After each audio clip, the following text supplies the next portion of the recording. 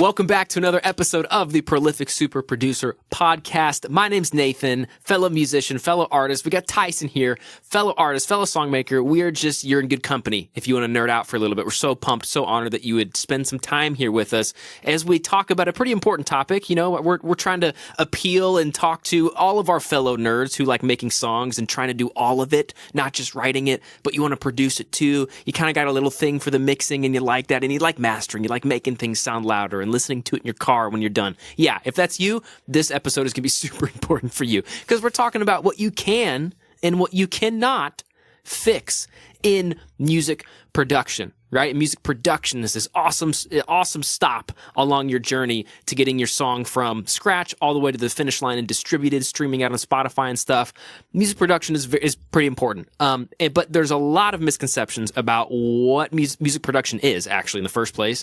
And then what you can and can't do in this part of the process. So we thought it would be super beneficial to break this down to help you out so that you just have like more control over your whole process because you're going to know what you should do and when you should do it. Okay. So, but we can't get to music production unless you have a song that's already written, you know, like that usually comes before, or we would advise that comes before, right? So if you need some help writing your song, getting those lyrics down, coming up with those catchy melodies and getting your song structure in order, I've got a free guide that I'd love to give to you that you can go and snag at finishsongsguide.com. It's super simple. It's a musician-friendly PDF.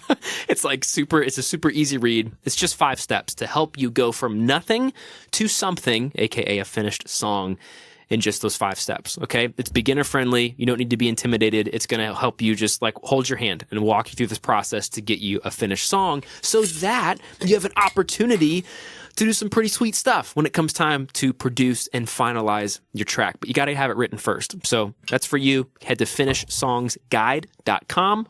Perfect companion guide for you in this episode. Okay, so let's kick it off, Tyson. Let's talk about this stuff. So how would you define music production? How about we start there? Because people will say a whole bunch of different things. What would you say it is? Yeah, so at a core, so music production is an all-encompassing term nowadays. People throw it around for everything. So if I say I'm a music producer, that could mean I mix and master songs. That could mean I do arrangement for artists. That could mean I gather a team of musicians and engineers and artists together to create music. It could also mean that I just record music. There's so many different things that this could potentially mean. And what we're going to define it for the purpose of this discussion is music production is the process of taking a written song all the way through to be a finished song that's radio ready. So it really consists of 4 distinct steps. So once we have a finalized written song, we need to then make sure that that song has good arrangement. So making sure that the verses and the choruses are all in the right spot. We have cool, compelling transitions in between all of those various parts of the song. And then we need to make sure that that arrangement is well recorded. So then we go into the studio, we record it, and that is the next step. So arrangement's number 1, recording is number 2. Number 3 step, after everything is recorded, then we want to take it and we want to mix that music and make it all sound good together and like a single song. And then the very last step is mastering, which is my favorite step of the process. For no particular reason. And so number 4, right, we're just making it loud, we're making it polished, we're putting on those final tweaks and just getting the last percentage points out of our song possible to make it sound radio ready. Okay, that is the music production cycle, and that what music production is for the purposes of this discussion. Anything to add there, Nathan? I think that was awesome. I don't want to add anything. That was it. Yes. Okay. That's it. All right. 100%. So let's talk. We're going to break down each of those 4 distinct sections into in this conversation. We're going to talk about what you can and cannot fix in each of those sections, because we need to be sure that we're fixing the right things at the right times. Otherwise, we're going to end up shooting ourselves in the foot because we thought we could fix, our lyrics during the mastering stage, but mastering we can't actually fix lyrics. So we need to make sure that we're actually going to fix this in the right stage. So Nathan, let's start with arrangement. What can and can't we fix in the arrangement section of production? Let's clarify this. Let's set the stage once and for all, right? And as we go through these, you will notice a kind of compounding effect, and you'll notice some common themes here, and that's the whole point. That's the whole point. I'd encourage you to try to sniff these out. So, arrangement. We cannot fix a bad song with the arrangement.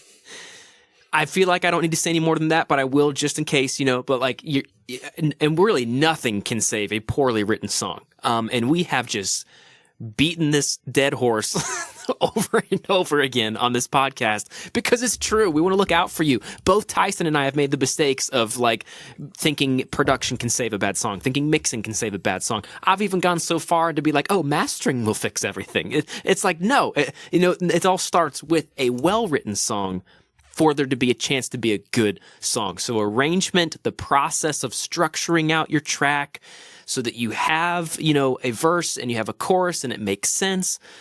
Yeah, you can't fix a bad song in that way. Even if you shuffle around the different pieces of the song and you change the arrangement, it still isn't going to save a bad song, right? And what is a bad song, right? Like we would probably say, like to use like, a blanket term of just poor lyrical content, poor melodic content.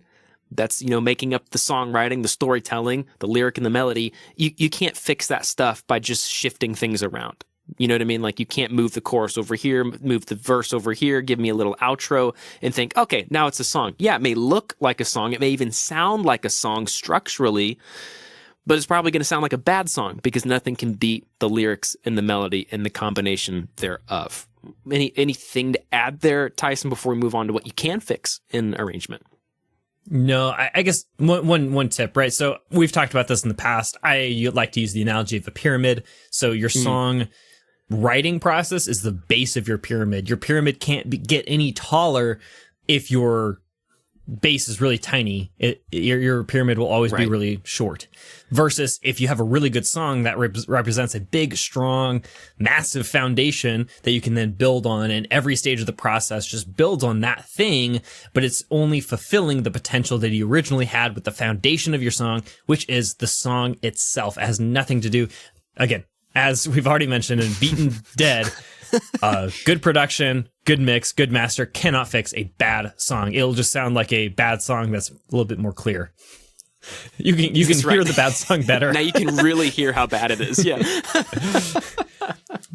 Okay, so yeah, that is granted. There actually is a strategy here, just as a side note. If you want to write the worst song ever, it might actually get a lot of streams because people will share it because it's so cringy. So, if you're going after that, by all means, please knock yourself out. But there is a strategy there.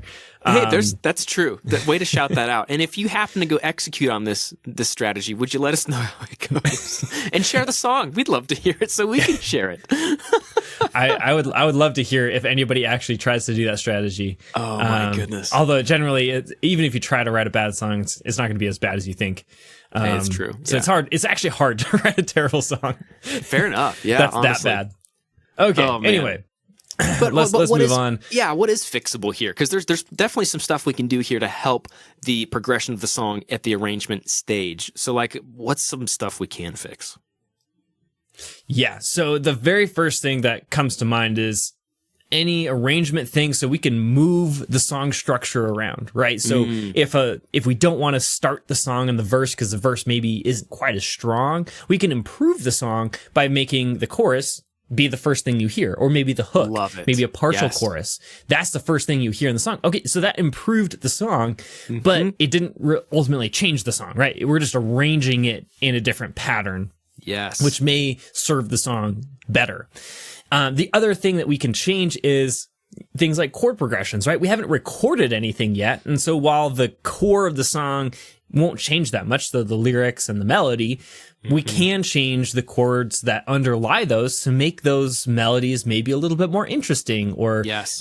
to enhance the feeling and emotion behind the lyrics. So those are things that we can definitely change. So song structure, chord progressions, and then the last thing, obviously instrumentation. We haven't recorded anything. So a few episodes ago, so actually like 10 episodes ago, we reviewed one of my songs, which changed dramatically from each stage of the process. So we started out with the super raw demo recording, which was just a acoustic guitar and vocal. And then we moved into this the synth with really heavy synth drums, a lot of like synth pianos and keys and all of that. And then the final version actually had real drums, had electric guitars, and it sounded more like pop punk rather than just straight pop.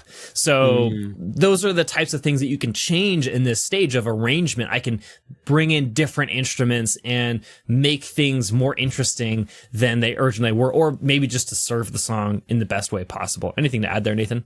No, love that. I think that's exactly it. And I think too, like when it comes to that, the instrumentation, song structure, chord progressions, I think those actually can be some heavy lifters.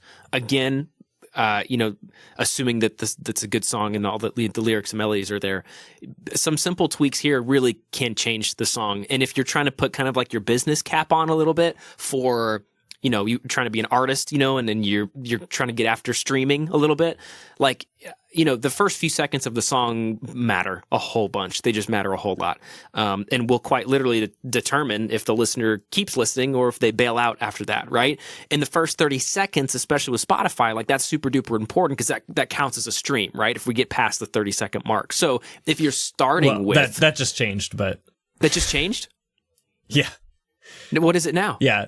Spotify, I don't know exactly that, but I knew that one was going to change. So the new royalty rates are based on how long people listen, not necessarily the 30-second mark. I think that still might count as a stream, but it doesn't mean as much royalty-wise. Well, then it's even more important than, like you want to keep people listening as long as possible. So by moving that structure around, a great example, a classic ninja hack. If you've got a song and the verse doesn't feel as solid, right? But you've got a really killer chorus, you start with the chorus.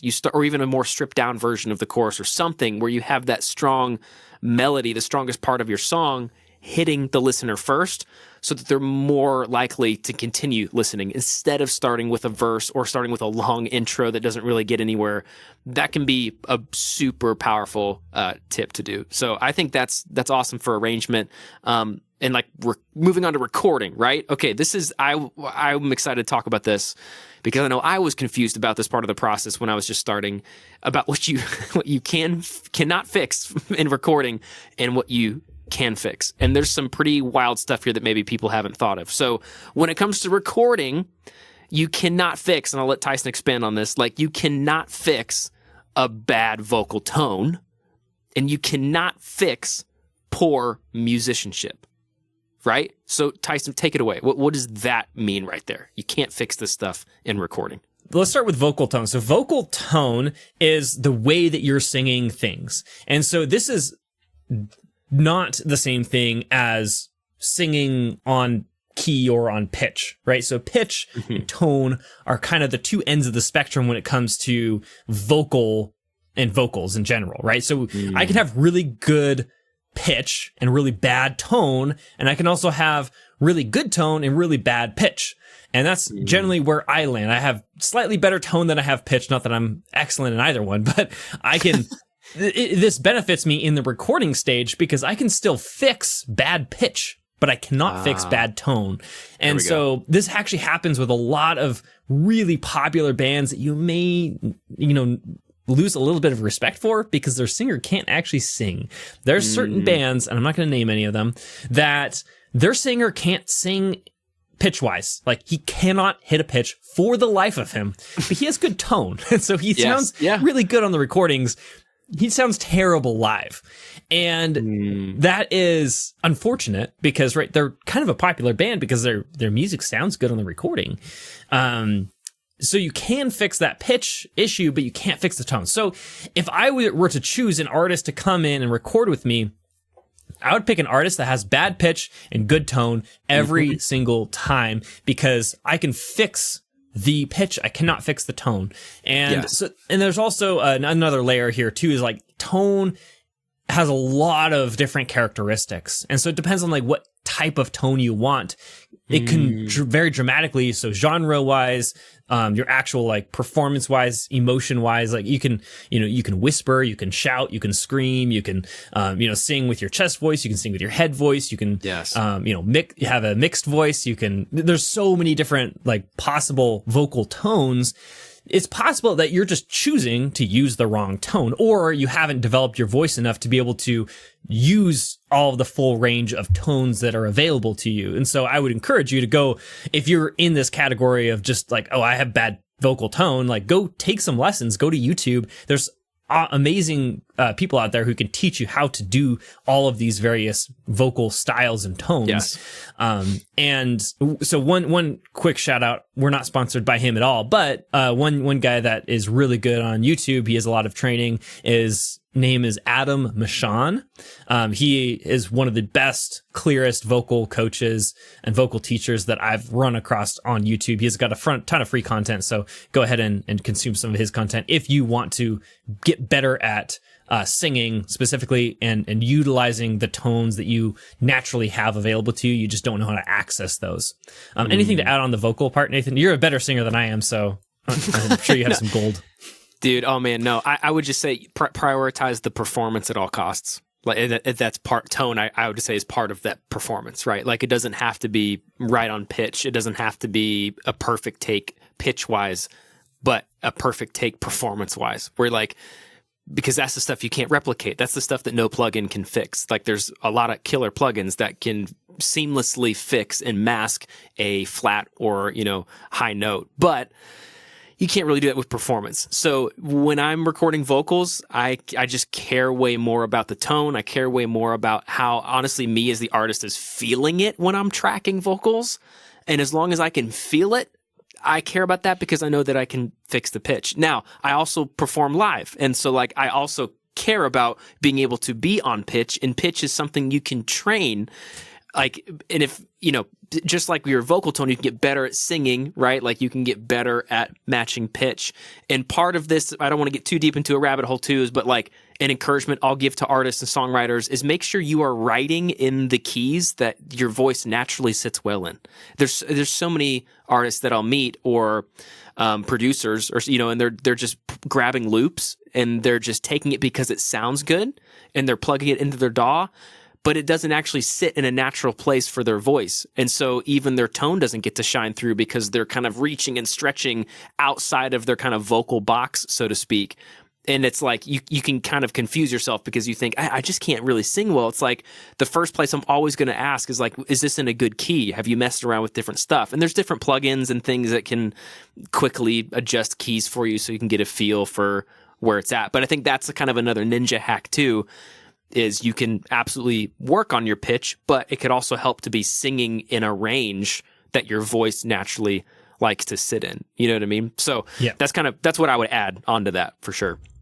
Yeah, 100%. So moving on to the second item of what recording cannot fix is poor musicianship. So this kind of this is similar to the vocal tone exercise, but I learned this from a guy who was a producer. He worked with Dave Matthews. So that was kind of his claim to fame. He recorded Dave Matthews. So nice. Top tier producer guy, right?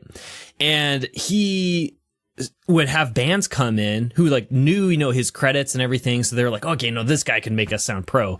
So they would go to him and they would step into the studio and they would start recording, right? And he's, again, a great producer, so he knew how to make everything sound good. And then the second, though, they start playing and then they listen back to it, they're like, I don't sound like, Sting or whatever. I don't know. And he's like, well, yeah, you don't sound like Sting because you're not playing like Sting. Like you're not as good as Sting, so you're not going to play like him. Like even though your bass is the same as him and your, the song is very similar genre to him, He's like, you're just not playing it like him. And so you're not going to sound like him.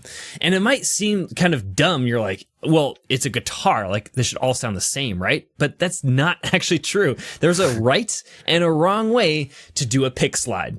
Okay. That's just the reality is some people have terrible pick slides and other people have awesome pick slides. It's because the people who have awesome pick slides practiced how to do a pick slide correctly. And that, again, it seems kind of dumb when you really think about it. But the reality is the way that you hold your instrument, the way that you hit those strings are going to impact the tone that comes out on the other end. And that will mean way more than your, $10,000 pedal board and your $5,000 Marshall amp and your, $6,000 custom telly or something, right? All of that stuff doesn't matter if you don't know how to play your instrument and you haven't actually worked on bringing out the best tone of your instrument. And so I'm kind of harping on basses and guitars right now, but it is applicable for everything. If you don't know how to play the piano, it's not going to sound very good because you're not going to have the right intonation when, the right pressure on the various keys that you're trying to play. And so it's just a natural thing that comes over time, but people learn that by becoming proficient in their various instruments, and it's applicable to everything. The only place that this is not applicable to is loops, which is why the whole beat creation and mass beat creation industry exists, is because it's so easy to sound really good because I'm not actually performing anything. And so it's very easy for me to just grab all these loops, throw them in a session, and, and if I arrange it correctly, then it sounds really cool and really good. And I can have like 5 or 6 elements and I can have a finished beat.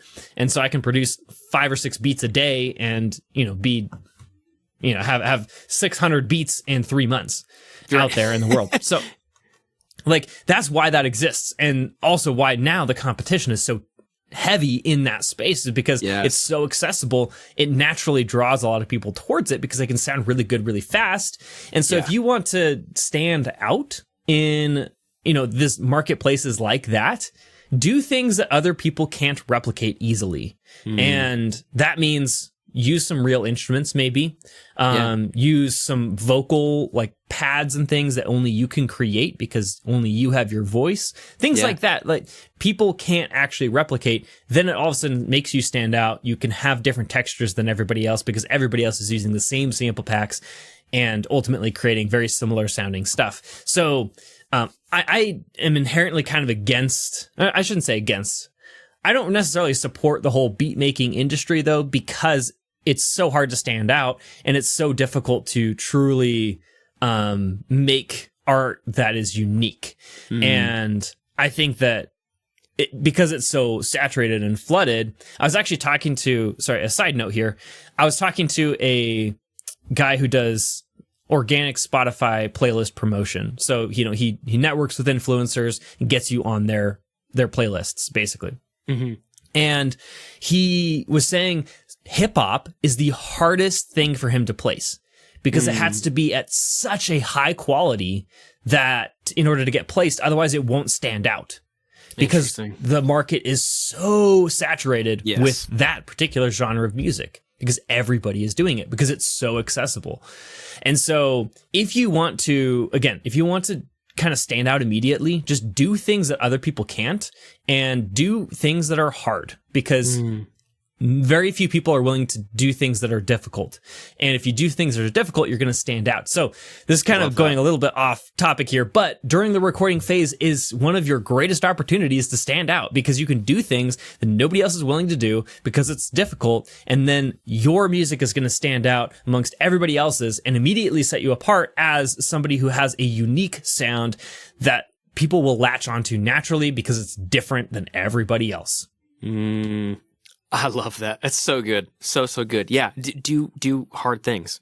And it's such a simple way to stick out because I even think some people are drawn to some loops, especially if it's a good sample pack or something, because there's actually a skilled musician creating those sounds. And so it's oh, this sounds so good. So if you can be someone who can just go the extra step, just try to do something different, just try to like what Tyson was saying, whether that's vocally or instrumentally, that could go a long way. Like that could really stick out. And when there's just a whole bunch of people just dragging and dropping inside stuff or just like programming something or buying something fully programmed from the beginning and then just doing an effect on it or something. So I think that's good. And I think the good news is that quality will still stick out, you know, like it'll still rise above. Like I think a good song still always wins if it's just played with other songs. Like there's the whole marketing thing, but not talking about that. Just, I do think if you have a batch full of 10 songs that you're listening to,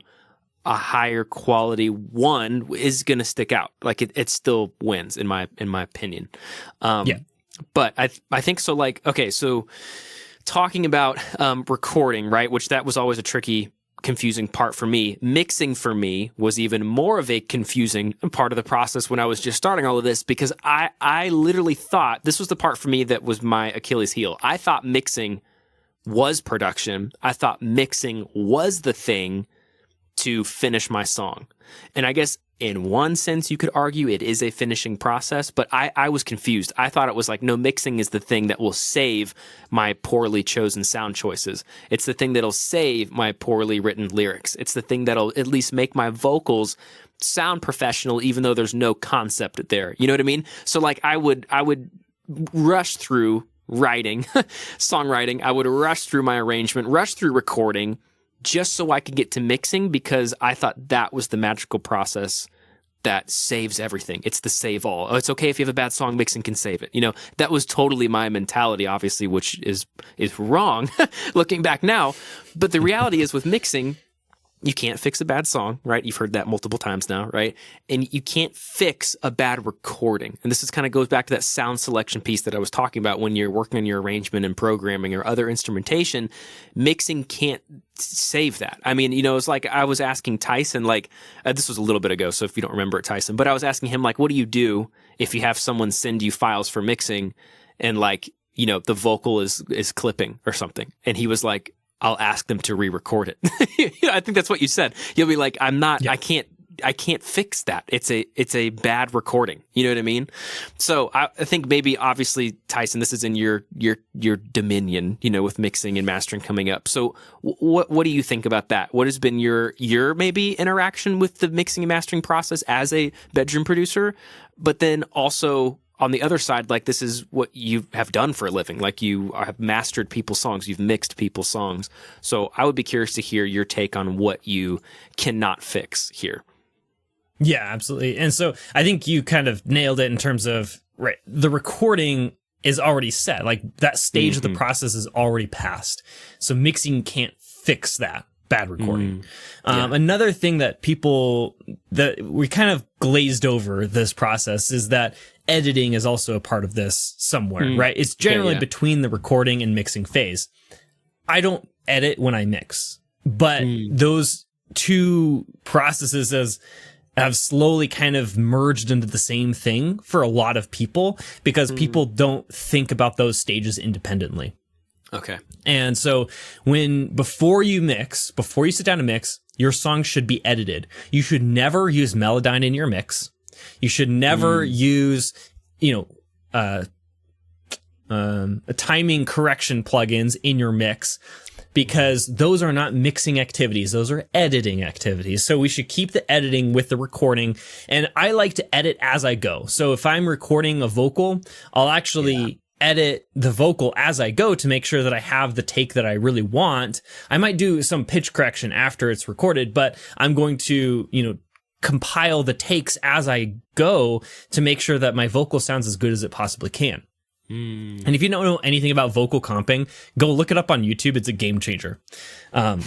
Yes. So anyway, after that side note, so bad recordings or bad editing will not be fixed in mixing. And so if I receive tracks, as Nathan mentioned, he had asked me, like, if I receive tracks that are bad, I'm going to send them back, or I'm going to give the artist some feedback before I mix it, because I don't want to charge somebody for a mix that I don't think is going to turn out as good as possible. So I will ask the artist, producer, whoever's sending me tracks, to make sure that they are 100% confident in those tracks that they're giving me, that those are actually the best tracks that they can do.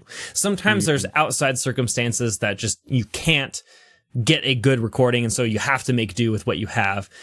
So, if you had gone to a producer to record the vocals and you don't have a setup at home and you don't have money to go back to the producer to re-record your vocals, even though it's not really very good takes, it's like, well, I guess we have to do what we can with what we have been given. Sure. But just recognizing that as bedroom producers, you have the ability to go back in the process and actually redo stuff that's better, right? So if you're in the mix and your vocal tone just sucks, you're like, well, maybe I should go back and re-record this part with better vocal tone to then actually be able to mix it easier and better.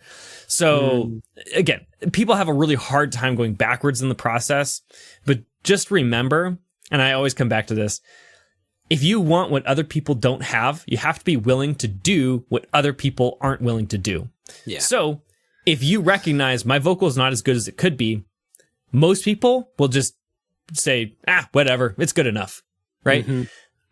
A professional will go back and re-record the vocal because that's the correct thing to do.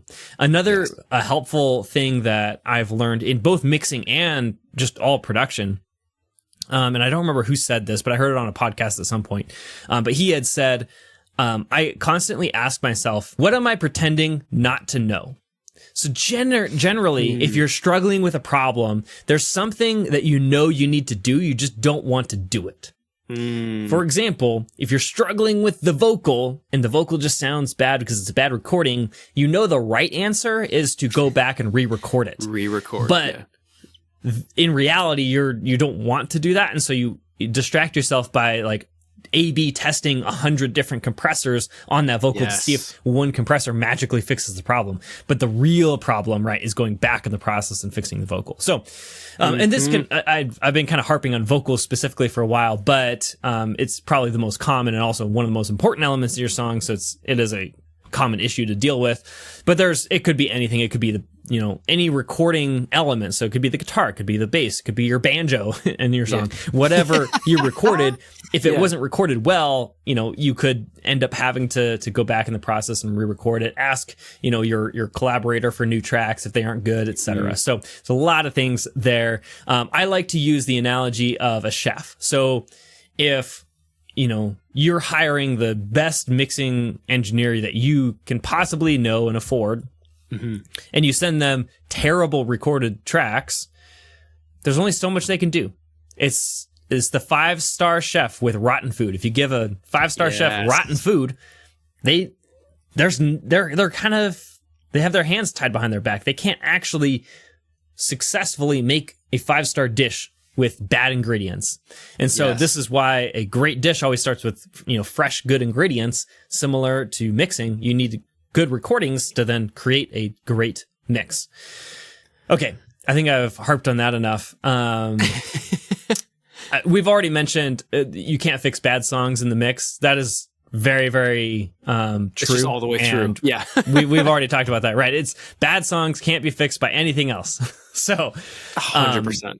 Let's move on to what we can fix in mixing, though. So there's a couple different things, and these are getting more ethereal as we move on, right? So you're always fulfilling the potential of the prior step. So if you have a great song, you have a great recording, and you have a so-so mix, then it's all of a sudden going to limit the potential of the song. Mastering can't fix that bad mix. With that, though, what can we fix inside of the mixing process? So the very first thing that is the most obvious is fixing the sonic characteristics of the recorded instruments.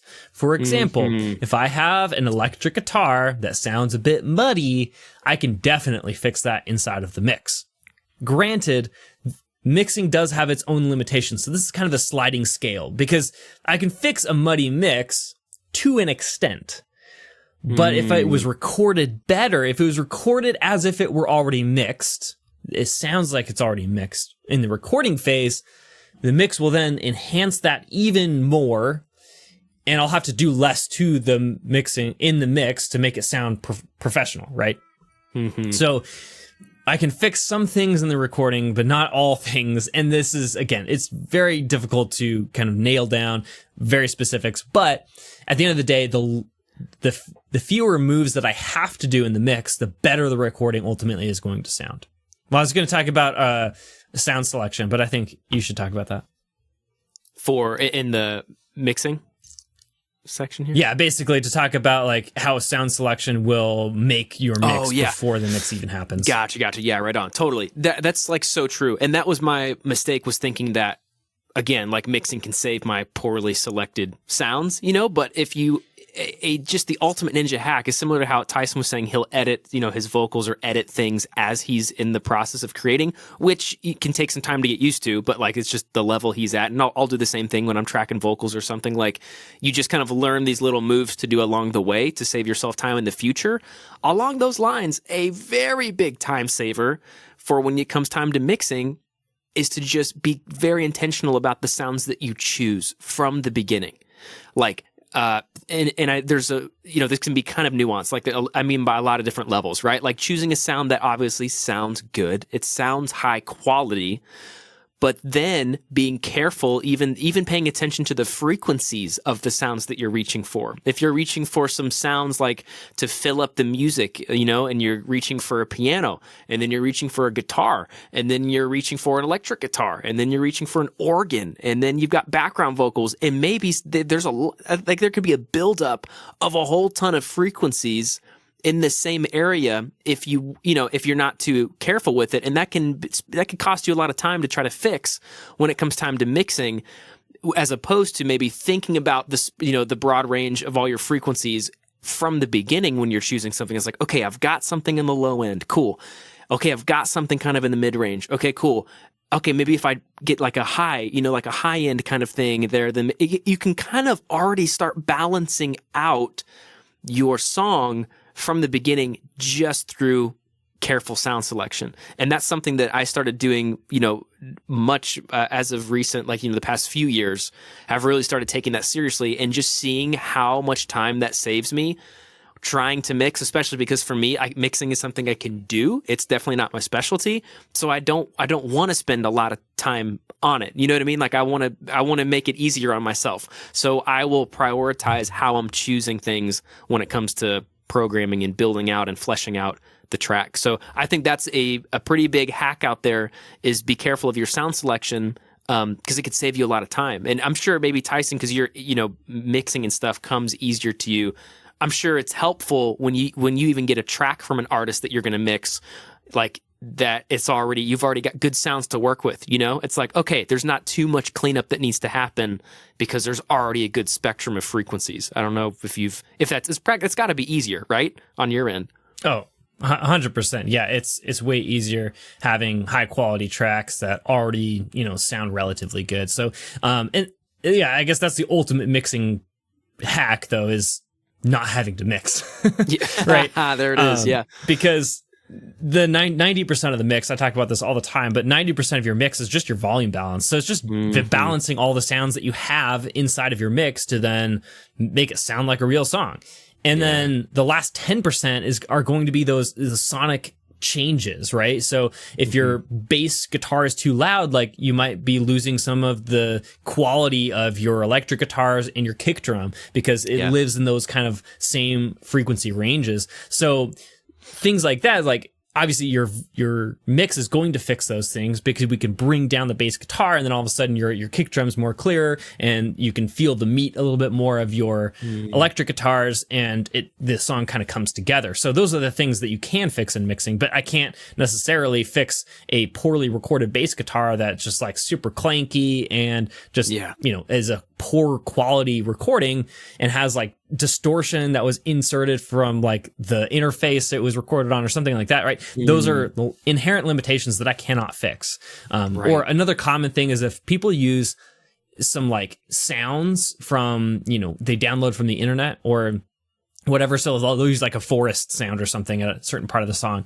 A lot of times it'll have this like static right at the very top end, And sometimes you can fix that by just like rolling it off with the low pass filter. But sometimes it's there. And especially after you master it, it's just like increased exponentially from where it was. And then you just hear this like these little birds chirping like beep, beep, beep, beep, beep. But then you also hear this like at the very top end, and it just ruins the entire like feeling of that section. So just be aware of those sounds that you're selecting before the mix. Just like Nathan said, you can make your life way harder or way easier by just picking the right sounds and the right tones in your instruments. And after you go through this process, 50 times, you'll probably pick up those common elements that give you a hard time in the mix and that you can fix in earlier in the process. So this is why it's good to be dangerous at all of these things, to be able to know the process so that you can then do the other parts of the process even better. So that's the same with mastering. Like after I learned how to master,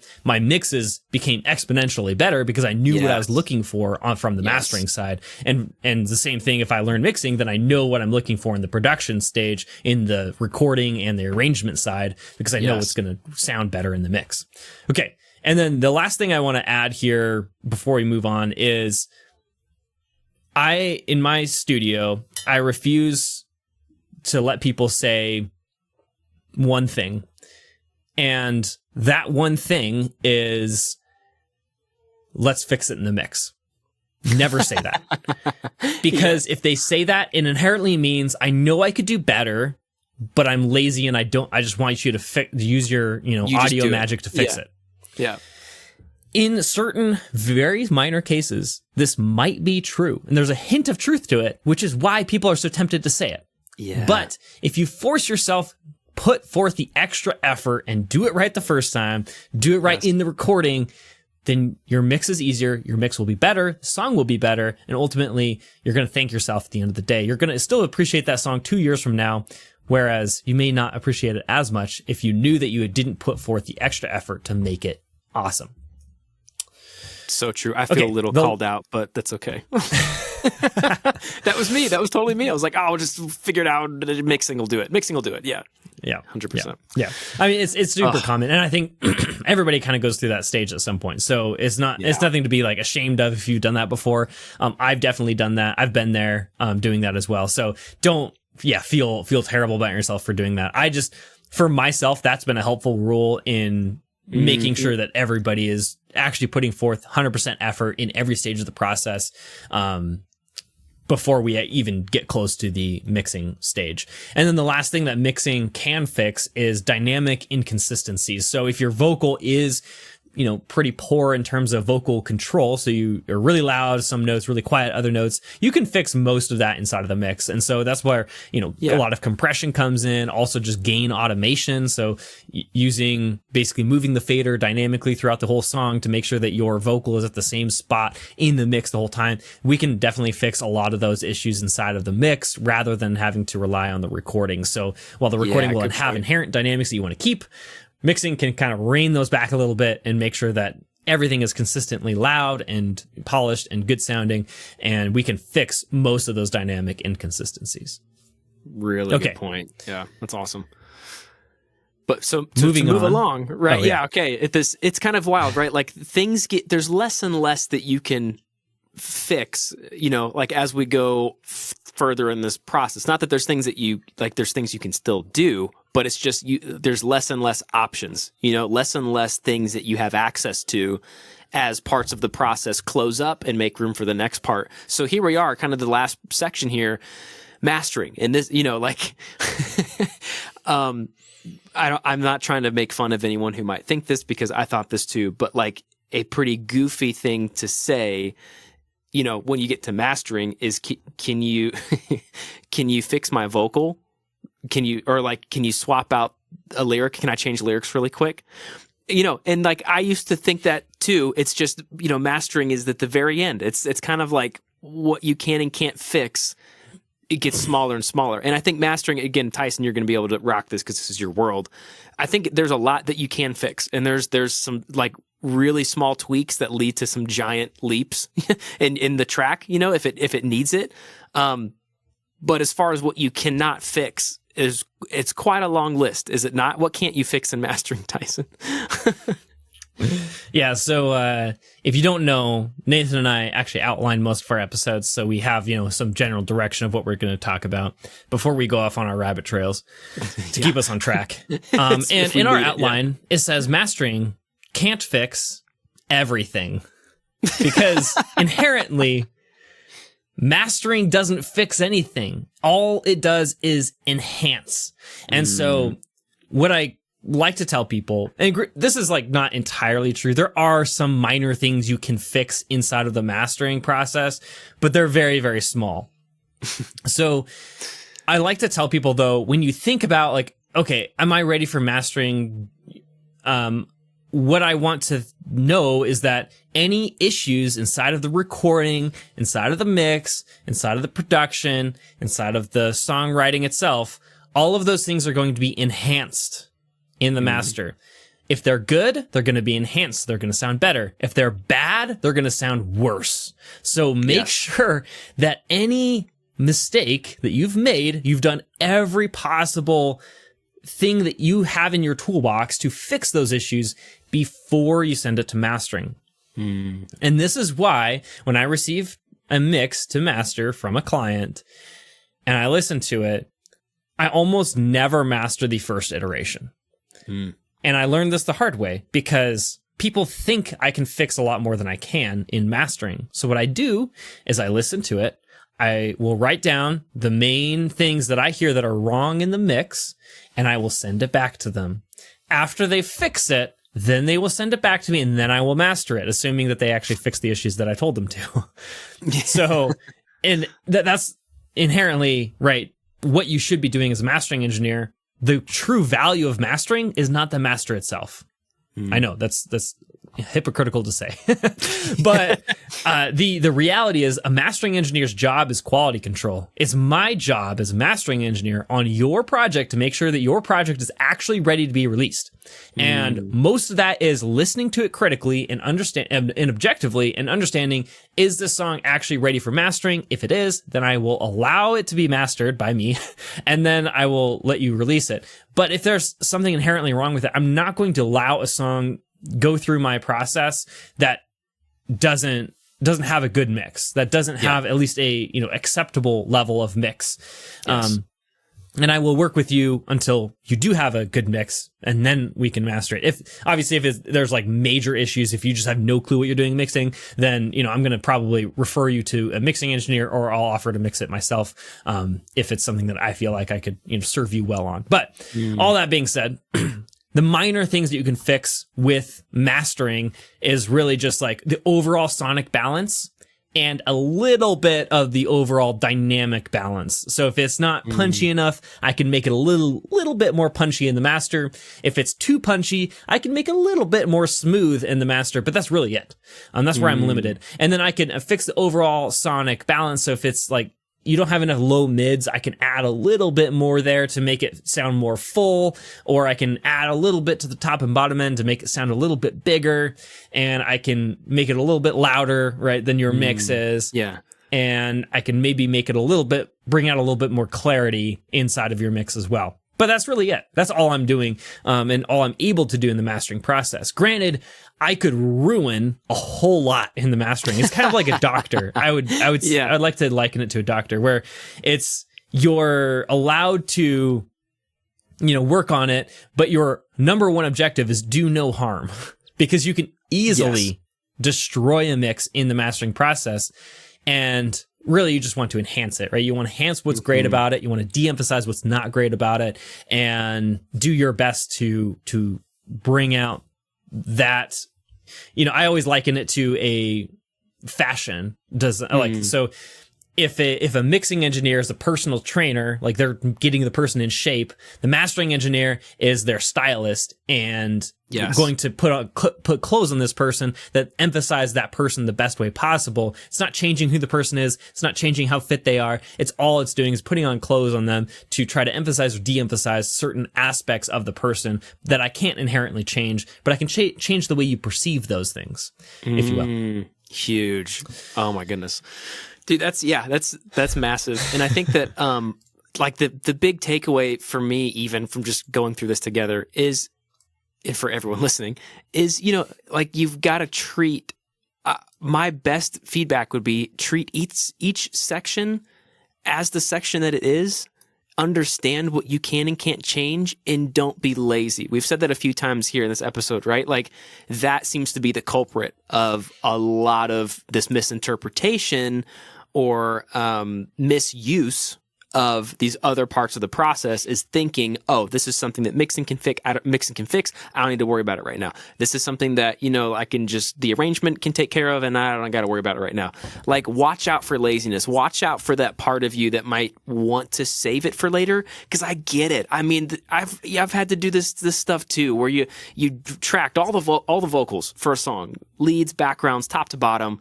You're listening back to it, and you're just like, I need to redo my vocals because this is not in a good key for my voice, and it sucks. You take a deep breath, you cry a little bit, eat a little bit of ice cream, and then you get back at it. You know what I mean? Like, pity party for 5 minutes and then get back after it and do what you need to do, because the song is worth it, and because you're worth, like actually showing up competently for, like, what is your legacy with yourself? I think that's important too. Like, don't be someone who just wants to save it for later. Like, figure it out now. Figure it out to the best of your ability right now within the process that you're in, and respect each part of the process. That way you get a better product in the end. And it's not this weird thing where it's like the whole song feels like it's behind the 8 ball, and you're trying to make up for your songwriting in the arrangement, trying to make up for the arrangement in the recording, trying to make up for the recording in the mix, trying to make up for the, it's like you're trying to like push everything down. You're going to have a sloppier sounding song than just taking it seriously, not being lazy, understand each part of this process, and fully commit to when you are in that part of the process, and don't misuse it. Use it for what it's intended to get the best result. That's kind of like my big takeaway from all this, Tyson. I think it was a really good convo. Yeah, absolutely. So the last thing that I want to leave people with is one of the best pieces of advice I've ever received from somebody who was a super producer, which was actually Graham Cochran from The Recording Revolution. So if you want to go back far enough, you can find The Recording Revolution, where Graham Cochran was still a part of it. But the one thing he said on a podcast at one point was he would view each stage of the process as the final part of the process. So when he was writing the song, he assumed, like in his mind, he tricked himself to think, there is no recording process. There's no arrangement. I have to get it right in the songwriting process. And then when he would go to the arrangement process, he would say, there is no recording, there is no mix, there is no master. There's just this arrangement. And so I have to arrange it the best way possible that people are going to consume this song. And then during the recording, same thing, right? He recorded it as well as he could, assuming that there was no mix on the back end to fix whatever issues were in the recording. So he tried to pretend that there wasn't the next stage, and then optimize each stage of the process again to eke out that last 5% of potential out of each stage. But if you think about it, if I just get 5% more on each stage of the process, I'm ending up with a 25 to 50% better song by the end of the process. And so that's the level of critical objectivity that you need to take on each stage of the process for your own music, especially as a super producer, for somebody who's doing everything in the process. Pretend like you're going to hand it off to somebody else, and you want to impress them, and you want to make sure that they have the easiest job possible. So be your future friends, be your future self's best friend. There we go. Yeah, I love it. That's so all right. So last thing is, if you want to really dive deep on a lot of this production stuff, so especially the mixing and the mastering, if you want to get those breakthrough moments that you need to produce professional music in mixing and mastering, then I created a free course for you in order to help you with those breakthrough moments that I had in my own mixing journey that really truly made the difference in my ability to mix professionally and master professionally. So if you want to get access to those breakthrough moments, I created a very convenient course for you to go through. It is called the Pro Mix Formula, and you can go get that at promixformula.com and get that course completely free just for you, just for engaging with this episode and making it all the way to the end, because I truly appreciate you listening all the way to the end of the episode. And if you are one of those rock star people who actually listens all the way through the episode, then I also would encourage you to leave a review and ask one question. And that question is, what do you want us to, or rather answer one question.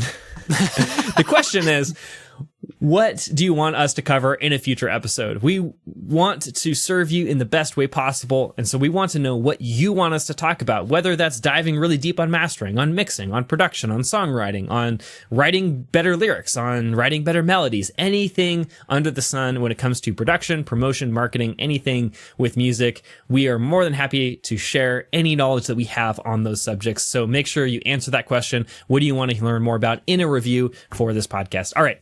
Thanks again for watching and listening, and we will see you next time on the Prolific Super Producer Podcast.